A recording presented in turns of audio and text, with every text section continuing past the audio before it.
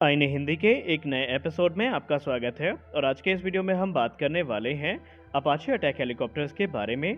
दोस्तों, हम सब जानते हैं कि भारतीय वायुसेना में जो अपाचे हेलीकॉप्टर्स है वो कार्यरत हैं और भारतीय थल सेना के लिए भी ये जो हेलीकॉप्टर्स है वो ऑर्डर किए गए हैं। लेकिन इसी बीच अपाचे को लेकर के कुछ बड़ी अपडेट सामने आई है जिनके बारे में आज के इस वीडियो में हम बात करने वाले हैं, जहां पर अपाचे से जुड़ी बारीक से बारीक जानकारी आप तक हम पहुंचाने का प्रयास करेंगे। साथ ही साथ हम ये भी बात करेंगे कि आखिरकार भारतीय वायुसेना और भारतीय थल सेना के द्वारा इन हेलीकॉप्टर्स को क्यों चुना गया और क्या आने वाले निकट भविष्य में हमें अपाचे हेलीकॉप्टर्स के कुछ एडिशनल ऑर्डर्स भी देखने को मिल सकते हैं। इसके अलावा इस समय भारत की मिनिस्ट्री ऑफ डिफेंस क्या अपाचे और चिनूक दोनों को कंसीडर कर रही है। और भी कई अहम मुद्दे हैं जिस पर आज के इस वीडियो में हम बात करेंगे। और हम ये भी जानेंगे कि क्या भारत का लाइट कॉम्बैट हेलीकॉप्टर, जो कि हमारे लिए काफ़ी महत्वपूर्ण है, जो कि आने वाले समय में 160 की संख्या में ऑर्डर किया जाएगा, ये अपाचे को पिछड़ा पाएगा। क्योंकि एलसीएच के केस में हम जानते हैं कि ये हाई एल्टीट्यूड वॉरफेयर के लिए काफ़ी महत्वपूर्ण माना जाता है, लेकिन अपाचे हेलीकॉप्टर्स भी अपने श्रेणी के सर्वश्रेष्ठ हेलीकॉप्टर में गिने जाते हैं।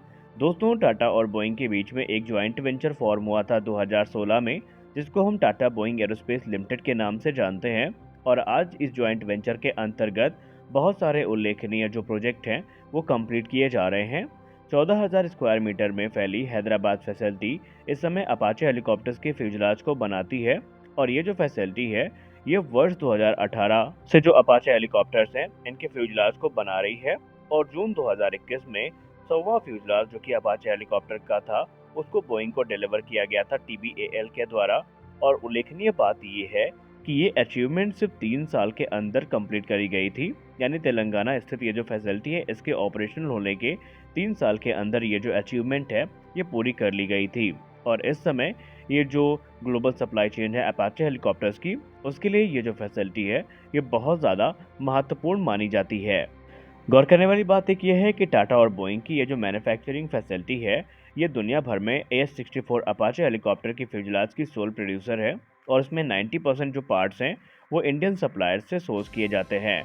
19 जनवरी 2023 को TBAL के द्वारा जो पहला अपाचे हेलीकॉप्टर का फ्यूजलाज है भारतीय थल सेना के लिए, जैसा कि आपको पता है कि भारतीय थल सेना के लिए 6 अपाचे हेलीकॉप्टर्स ऑर्डर करे गए हैं।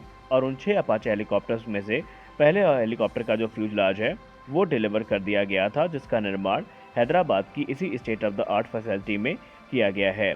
इस समय ये जो हेलीकॉप्टर ये अपने फाइनल असेंबली इंटीग्रेशन से गुजर रहा है। और गौर करने वाली बात एक ये है कि इंडियन एयरफोर्स की तुलना में भारतीय थल सेना का जो अपाचे हेलीकॉप्टर होगा ये डेजर्ट कैमो के साथ हमें देखने को मिलेगा। और डेजर्ट कैमो में ये हेलीकॉप्टर बहुत ही ज़्यादा स्टनिंग नज़र आ रहा है। अगर हम रिसेंट डेवलपमेंट की बात करें तो 16 अगस्त 2023 को बोइंग के द्वारा यह इन्फॉर्म किया गया था कि भारतीय थल सेना के लिए जो अपाचे अटैक हेलीकॉप्टर है ये इस समय बोइंग की एरिज़ोना साइट पे तैयार हो रहा है। और आने वाले समय में इसकी जो टेस्टिंग है वो वहीं पर करी जाएगी। यानी कि बोइंग ने ये इन्फॉर्म कर दिया है कि जो प्रोडक्शन है वो ऑलरेडी शुरू हो चुका है।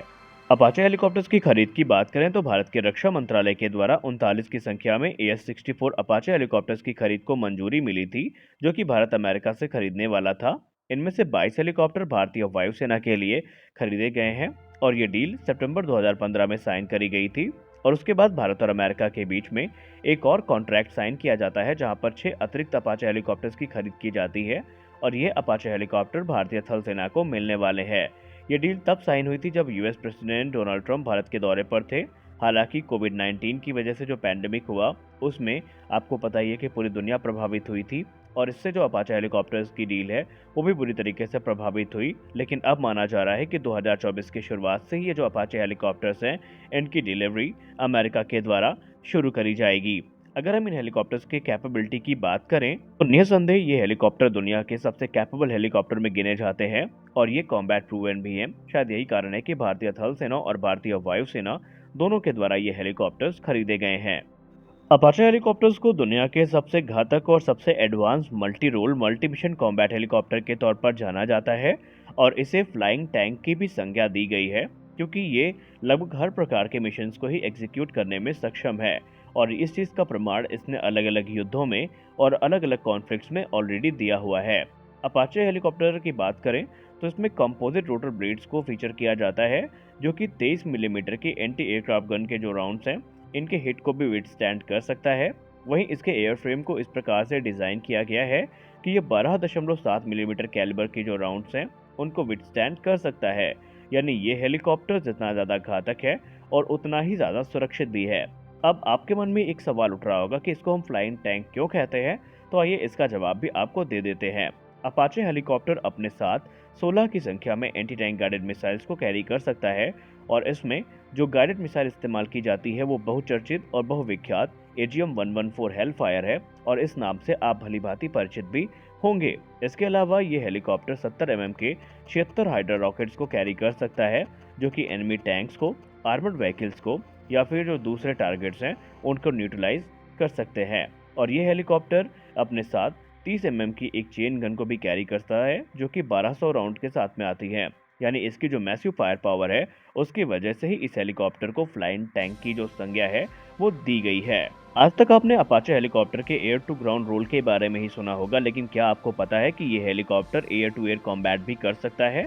जी हाँ, अपनी रक्षा के लिए और खुद को जो हॉस्टाइल हेलीकॉप्टर से इनसे बचाने के लिए अपाचे हेलीकॉप्टर अपने साथ 2 की संख्या में AIM-9 साइड वाइंडर मिसाइल को कैरी करता है, 4 की संख्या में AIM-92 स्टिंगर को कैरी करता है या फिर 4 की संख्या में जो Mistral air to air missiles हैं इनको कैरी करता है, जिससे कि जो एनिमी हेलीकॉप्टर्स हैं, ड्रोन्स हैं या फिर जो लो फ्लाइंग ऑब्जेक्ट हैं, लो स्पीड पे उड़ने वाले हेलीकॉप्टर्स या एयरक्राफ्ट हैं, उनसे खुद को बचा सके।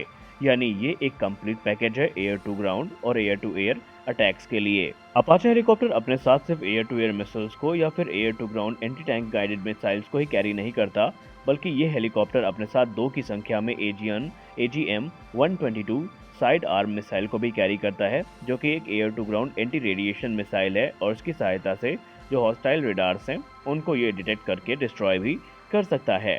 तो ये हेलीकॉप्टर काफ़ी ज़्यादा पावरफुल है और शायद यही कारण है कि भारतीय वायुसेना के द्वारा ये जो हेलीकॉप्टर्स हैं ये काफ़ी बड़ी संख्या में खरीदे गए हैं। अपाचे हेलीकॉप्टर के एक और अगर हम विशेष फीचर की बात करें तो वो है इसमें इस्तेमाल किया जाने वाला लॉन्गबो रेडार। और आइए जानते हैं कि लॉन्गबो रेडार इस हेलीकॉप्टर की ताकत को कैसे बढ़ा देता है। दोस्तों, इस हेलीकॉप्टर का जो सबसे प्रमुख फीचर है वो है इसका लॉन्गबो रेडार। दरअसल ये एक फायर कंट्रोल सिस्टम है जो कि एनिमी टारगेट्स को ट्रैक करता है और टारगेट करने की कैपेबिलिटी प्रदान करता है। इसके अलावा ये AGM-114R हेलफायर 2 जो कि एंटी टैंक गाइडेड मिसाइल है, इसको फायर एंड फॉरगेट मोड में फायर करने की जो कैपेबिलिटी है वो भी प्रदान करता है। इस रेडार के बिना जो हेलफायर 2 मिसाइल्स हैं ये लॉन्च तो की जाएंगी, लेकिन वो लाइन ऑफ साइट मैनर में लॉन्च करी जाएंगी। ये रेडार बेसिकली जो टारगेट्स हैं, खासकर 12 की संख्या में टारगेट्स को एक साथ डिटेक्ट कर सकता है, क्लासिफाई कर सकता है और उसके अलावा ये फॉग और स्मोक जैसे कंडीशंस में भी आसानी से देख सकता है।